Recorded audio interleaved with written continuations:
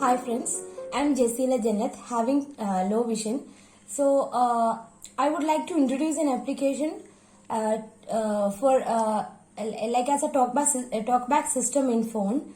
So like many of the persons with disability like who are facing persons with disability having low vision and blind is facing technological barriers.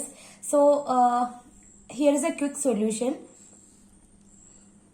eSpeakNG. Yeah, so this is an application called eSpeakNG. So it will help you to read out all the features in the phone, and it will the application will read in many languages like such as English, Hindi, Malayalam, and many languages. So this is a really useful application.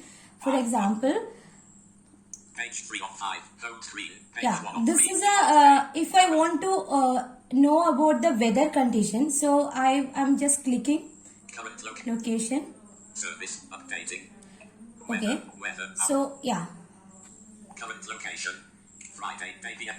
okay, so I want to know the current location. 0:30, mostly clouded. Probability of rain. Yeah, so it says that like at 0:30 there will be mostly cloudy, and probability of rain is also same. So this is very this is a really useful application for to assist as a talkback system in the phone. Thank you.